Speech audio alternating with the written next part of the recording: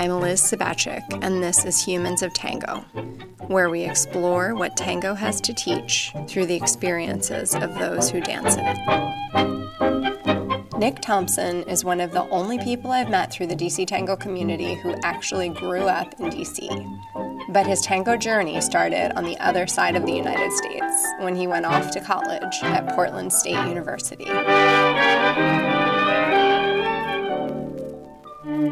Coming from DC, like Portland was the most different. Like, I don't know anybody here, and just start fresh, make some new friends and see what you can come up with. So I just chose it. I just went with my gut and just went for it. I started finding the school clubs and trying to get involved in everything. I tried out a couple of different ones, like kickboxing, the basketball clubs, which I was more comfortable with those, but I wanted something more different and something I wasn't familiar with. And so I went to the dance studio one night and opened the door, and there was tango. I was like, oh, okay, this is different. I've never seen this before. And it was like the most inviting club I've ever been to. I think one is like, they're just also really friendly in Portland. I don't know if you guys just like know everybody's that. Super friendly in general. Everybody's super friendly in general, yeah. But this time it was like, there was more ladies than guys. So like if there was a guy showing up, they're like, oh, please come dance. And there was actually a PE tango class as well. And so now I had like this combination of the tango club, the PE class, and then after like, making friends and going out a couple nights with some of the students there to the local milongas, every day I could go dancing. It's college and people are like going out to their own little parties, but like I would rather go to the tangos because I would get a lot more out of it. I would still hang out, I balanced the two, like with my friends and then my non-tango friends. And then so you had a life outside of tango. You weren't like completely obsessed from the first day. Well, it was like a hidden obsession, like I would. You're trying to play it cool. Yeah. like, what are you doing tonight? Oh, I'm just gotta do some errands and then probably go out somewhere.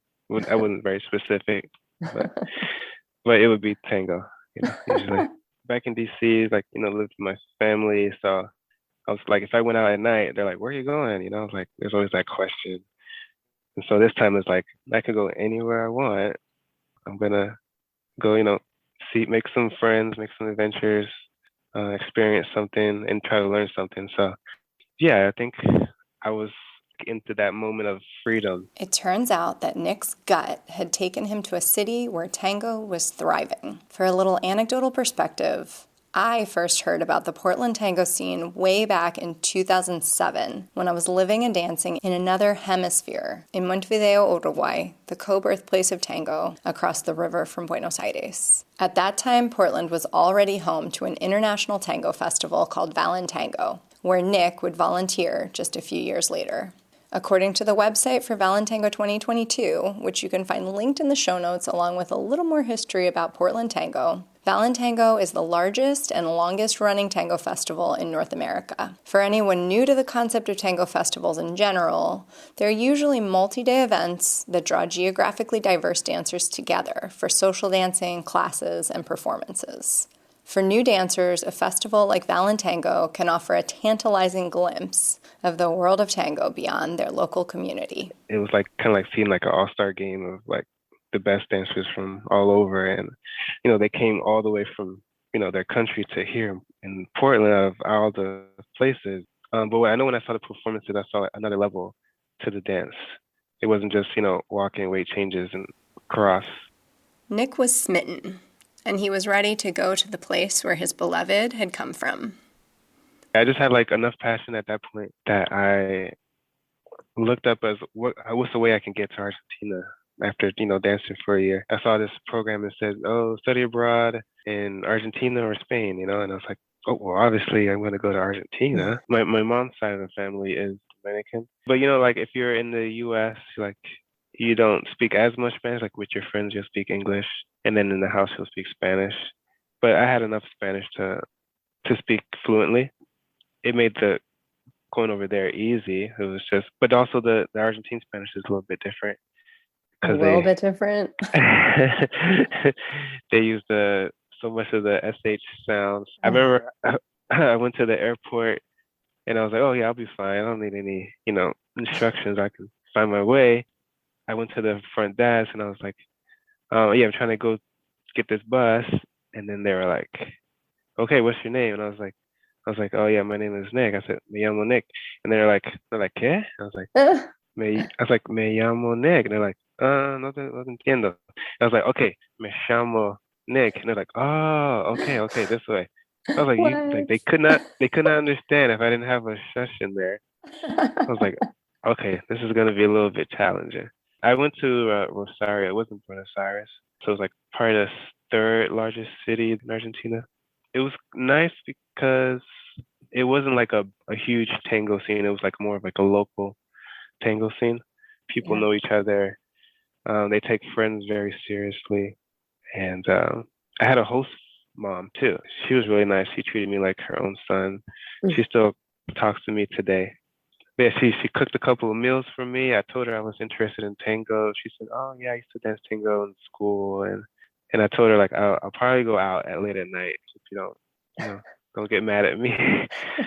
And so she kind of like mapped it out for me where I can go for tango. So that was very nice. I don't think they opened until like really late. So I think I took a nap first, woke up later on, and then started my venture to my first milonga. And that one was kind of an experience because I stayed there till about 2:00, and then I had like, okay, I got to get back to class. I think I was walking back to my host mom's house, and I had long dreadlocks, so I guess people could see me from far away, like, oh, like this person is not from here. Not a lot of dreadlocks in Rosario when I was there. Yeah. No. Yeah. So I'm very noticeable. So these police, this one police car saw me like walking, and then they sped up really quickly, made a huge U-turn, and they like came right up in front of me and stopped, and they both got out the car. And then I was like, of course I stayed calm.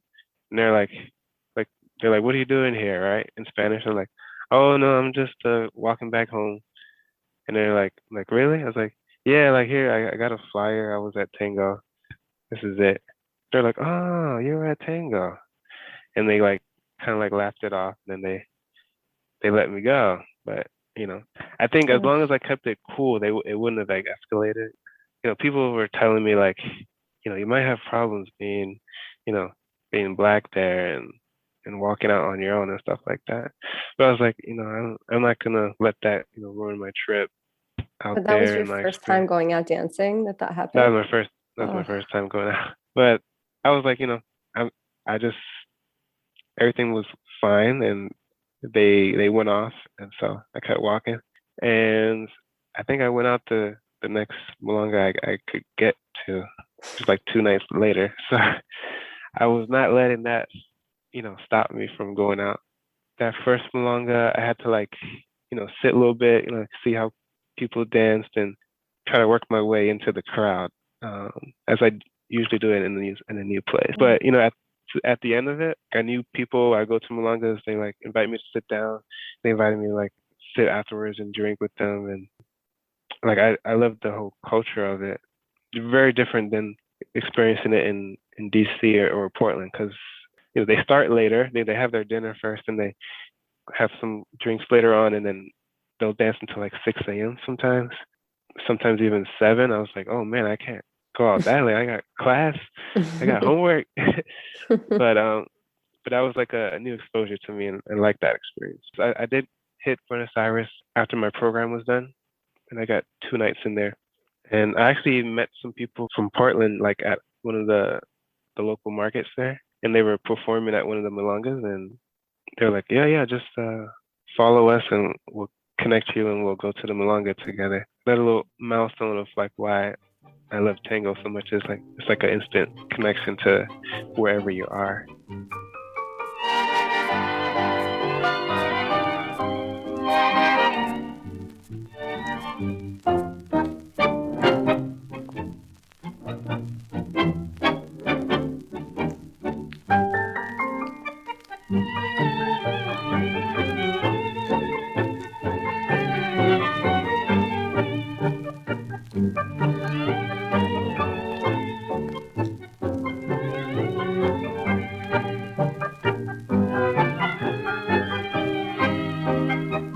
Nick kept dancing and studying. And then one day, he was a college graduate headed to China to teach English as a foreign language.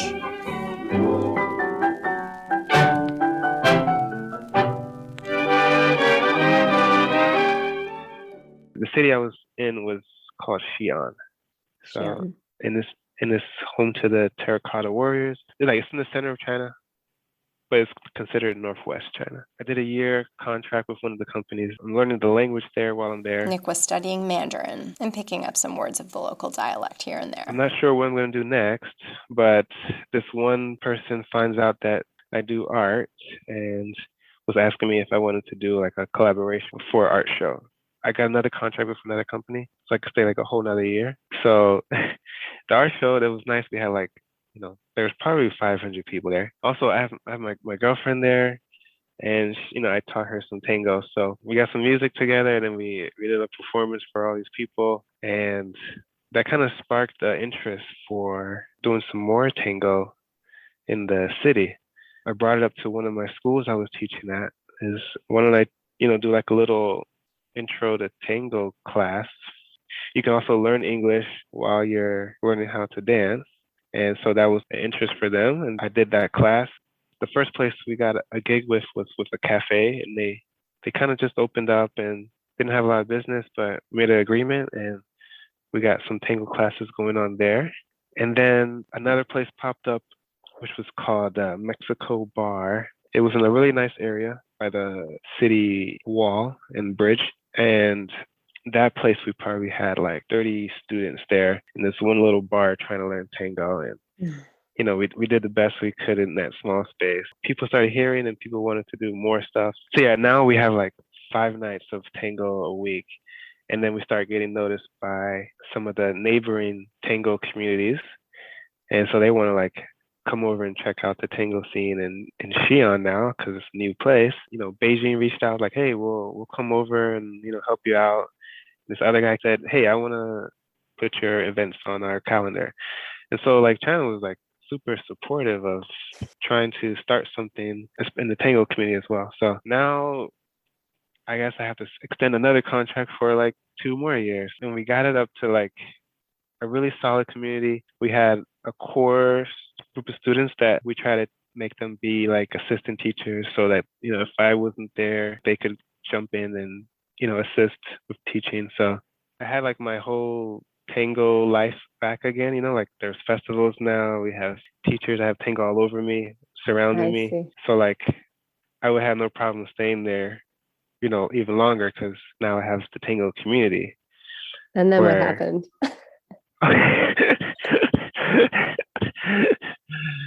And then life just throws all these curveballs at you. And yeah, find out we're having a kid, and then we had to like rush back to the States, and I guess the world was on pause for a little bit. Fue una noche que lloraban los violines, un triste tango de promesas olvidadas, mientras la luna plateaba los jardines, un beso ardiente en la noche palpitó, mas el encanto de aquellas horas, al morir Momo se disipó. Y con mi dolor a solas lloré la muerte de mi ilusión. Becoming a parent has changed Nick's life, but it hasn't dampened his passion for tango. One of my questions when I was going to call this podcast The Relationship. Yep, an early imagining of this podcast was called The Relationship, a tango podcast. Have you ever broken up with tango? Like, was there ever a time when you kind of took a break from it? Yeah, before it was like, if I couldn't get to it, then, I was away from it. Kind of like that was the only kind of break it was. Okay. So it was only like a long distance relationship every now and then. Yeah. Yeah. Like if I could reach it, I would go for it. But but if there's nowhere around, it's like, then I can't do anything. Wow. But like even when I went to China, like there was no tango there, but Jade was there, so like we got some, I was still around tango and listen, and I also listened to. You just music, brought your own. You just brought your own. I brought my own. They always ask me when I'm coming back. I'm like, well, do you ever think about it? Yeah, I do. I want to go back. I think when is a good time? Well, I guess after COVID, of course. It's all calmed down, and then I could save a little bit. Then we can go. I am a little bit happy here, though. Like just like somewhat a little bit of a uncertainty over there, and um, yeah, I think I want to like build myself here a little bit because I know it's like if I keep moving, like stuff was like start to build, but then like they're like incomplete, right? So I want to like try and complete something and have it like self-sustaining before I like move off again and abandon people, tango lives. Back in his native DC, Nick teaches, DJs, organizes, and tries to dance with everybody. When I go out, that's like almost everybody that I can. That's how I was inspired because like when I was a beginner, especially as a leader, it was hard to get dances with anybody because you don't know what you have to lead the, I guess, navigate and not everybody's gonna give you a chance to dance, and so the people that gave me a chance kind of like pushed me to keep going. So beginners, I'll try to dance with all ages. Usually, like I'm the youngest person at some Malongas, but I dance with everybody, and not just the people my age or younger. So I think that really grows the community and keeps them there. In his local community, Nick focuses on paying forward the warm welcome he experienced as a beginner in Portland. He also respects all the quirks and nuances that make different tango communities unique. I would say like in Portland and the West Coast, people are definitely like really super friendly, right? Like overly friendly there. And it's like easy to like venture around and meet people. And then on the East Coast, I remember like each time like I would go there, if nobody knows you, then it's like hard to like trying to get in. I think I was going to New York sometimes and like a reset button. Like if I stayed for like a week, for example, like first night is like okay, it's gonna be a loss, but I gotta like make my face shown and then dance with a couple people, and I'll get you next time. And the next day I'll come in and I have like a better flow of dancing. And then the third night it's like people are friends and they're like, hey, come back soon. And then I don't come back for like a year, and all those people are gone. And then I'm like, okay, reset. So I gotta do it all over again. So China, I would say, is they're all kind of inviting. They're a little bit um like for traditionally they wouldn't dance so close. Like to have them like do like close embrace kind of breaks their what do you call that? Like their norm or cultural norms, yeah. like I even had a lesson for close embrace I put like balloons in between them. Like I blew up some balloons and like, all right, we're gonna do close embrace, but you can have this balloon for right now. And they put it in between their chest and so they get used to having something touching their chest. Yeah. And then like, eventually like pop the balloons and all right, now you guys gotta actually come together now. Okay, we got your little icebreaker practice in. Nick's come a long way since that first Valentango back in college. But tango festivals still give him a special thrill. I remember going to the festivals and like I would get this tango high, right? Like my tango level, like it would like increase like really high for like a good amount of time. Then when the festival was over, it's like I would keep it for a little bit and then it would like trickle back down a little bit. And then like the next festival come up, like it'll build back up and I would have it again and then the same pattern would go again. So, can you try to describe the high? Like what did that feel like? Oh, it's like you're kind of like on like I don't want to say steroids, but it's like you level up or something. Like you're in a video game and you eat that mushroom and then you're like bigger now. Like so you can do things that you couldn't do. Like you can reach the coins that are really high up. Yeah, and then you get the star. You hit the box and you get the star, and then like you can go through anything. Like that's how it is. And you don't want that to leave, but it's like a time limit, and then until it runs out. That's how I kind of feel when I'm on that. So I know there's some people that like they hop from like festival to marathon and they just keep that high going. Yeah. But I could never do that because I forgot to say like when I was first starting tango, like I was a college student and no money. I didn't have money for tango shoes. I had to like get some old shoes, put some duct tape at the bottom of it, and that was my, suede for my shoes. And shoes are falling apart, but like I still made it work. I just made my way through there. Even I have some Tango shoes that were passed down from an old teacher. He's like, hey, this is passed down from me, so I'll pass it down to you since I see you, like, your commitment and everything. So I still use those shoes today. Ultimately, as a dancer and an organizer, Nick values connecting with others above all else. You can go somewhere and have like a lot more accomplished in one night dancing tango than going to the bar, maybe get into a fight with somebody and, having a hangover. I'd rather like, make a meaningful friend or something at the end of the night and have these amazing connections with people in the dance as well as like outside of it too. Thanks to Nick for never giving up on tango, even when he had to bring his own, and for turning that hidden obsession into a friendly one to share far and wide through life's twists and turns. The song featured in this episode, thanks to the Internet Archive, is Después del Carnaval, written by José Amuchastegui Gain and recorded by Osvaldo Fresedo y su gran orquesta argentina with Ricardo Ruiz.